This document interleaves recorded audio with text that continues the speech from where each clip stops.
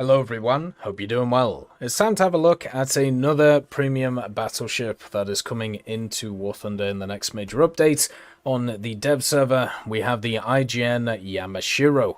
This vehicle is another pre-order premium which is coming in, and basically the reason why rank 6 naval exists, so they can start pumping out these battleship slash battlecruiser premiums. The Yamashiro is a rank 5 battle rating 6.7, and even though it is a Fuso class, just like the IGN Fuso, it's a earlier model of one, so therefore it's 6.7 instead of 7.0. The vehicle itself has a very similar setup to the Iron Duke, but struggles with its secondaries, which is basically the same as the Iron Duke. That seems to be the major difference between these premiums and many others that are sat in the tech tree at the higher echelons. The Yamashiro has access to 6 dual-mounted 356mm guns, so 36 centimeters as they put them. You can see here the guns. You have 2 in the front, 2 in the center in single sets, and then 2 on the back of it, meaning that the broadside is quite impressive of 12 cannons to be able to hit up everything that's going on. It also has 16 150mm guns right here on the sides of the machine, with 2 looking forward and the rest looking sideways. Incredibly First World War-esque, which shouldn't really be a surprise when looking at the history of the Yamashiro. It also has 6 80mm guns or 8cm guns. You can see them all around the top here. Once again, this machine is really slacking when it comes to its AA armament, but that's because it's the 1920 variant of the Yamashiro. So they didn't have any of the crazy AA guns on it because, well, aviation wasn't as much of a factor as it was in the Second World War. It also has some torpedo tubes. You can see one here on the side, and then also some over here and here. They're static torpedo tubes, basically, which have access to some torpedoes, the 21-inch Type 43s. They have a travel distance of 8 kilometers. They don't really go very quick and generally are pretty useless, since the engagement ranges of battleships far exceeds where these torpedoes are going to go.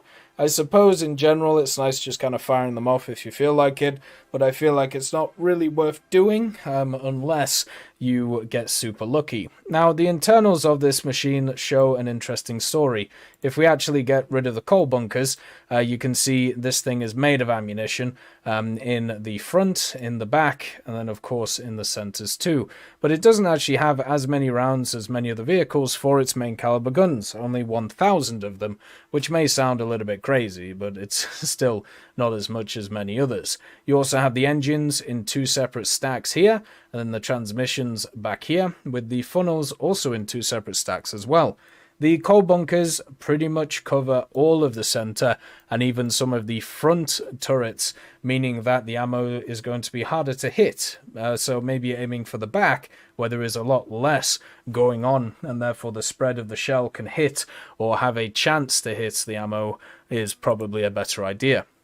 Looking at the center of the vehicle, it has 304mm of road cemented armor as the belt.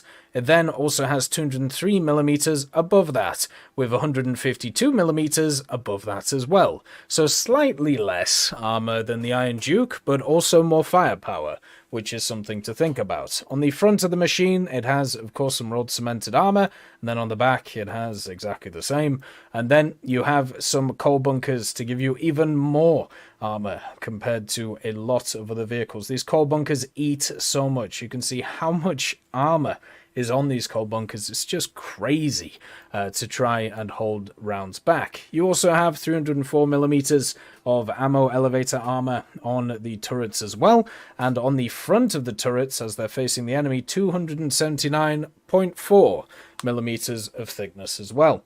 Then the bridge has got 304mm too, so there's still a lot of armor going around on this vehicle. It isn't just, you know, a slightly less amount on the side. You have slightly more on the turrets and the bridge itself.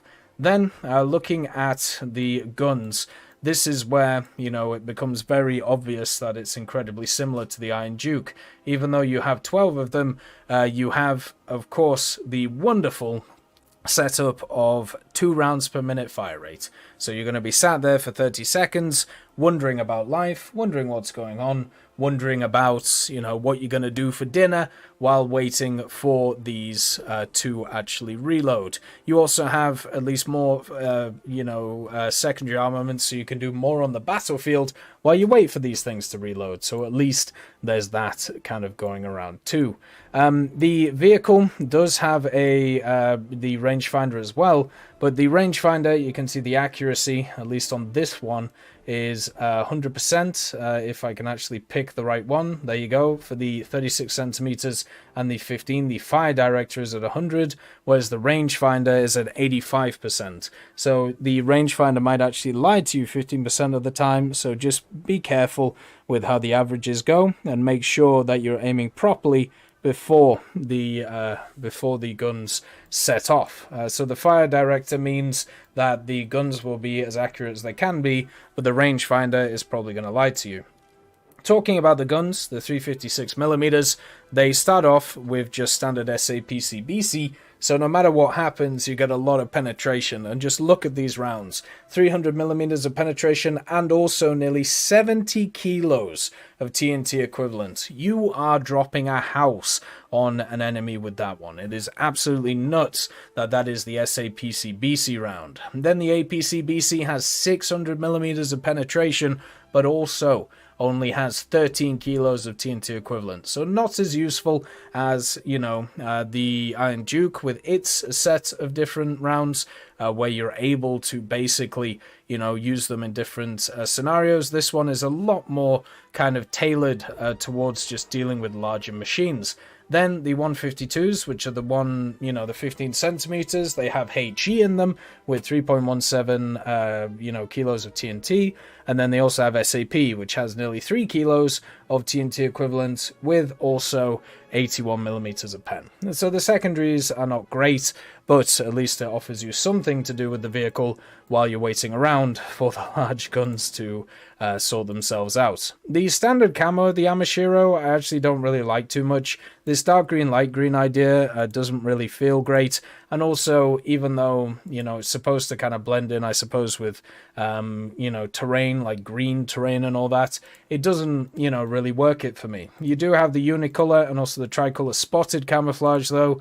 And then, of course, the multicolor camouflage, which has a lot of general stuff, which kind of shows it off. So the vehicle does have quite a lot of things going for it in terms of drip. Also, at the same time, if you do get the pre-order for the vehicle, you do get yourself a special flag, and then you also get yourself some other special stuff with the pre-order, so make sure to check that out.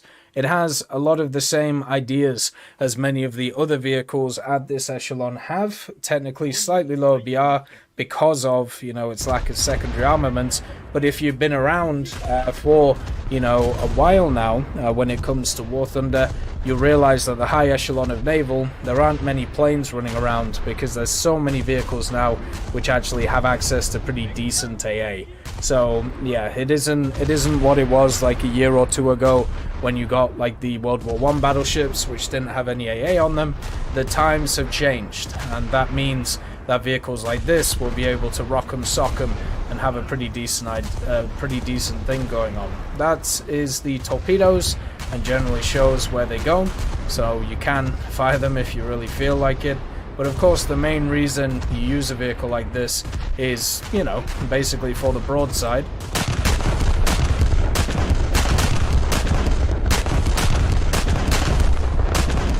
And I suppose one of the cool things you can do with a vehicle like this is you could see the shell tracking as you go around, which is not a mechanic that I've ever really used because it kind of screws up my targeting shot, which kind of sucks. The vehicle itself is one which I'm sure many have looked forward to. The Japanese naval forces have a lot to be able to expand into, which is going to be super fun to see for many people.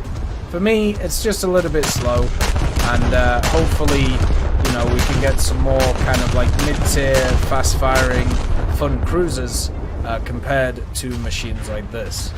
As always, I hope you have a wonderful day, and I'll see you next time.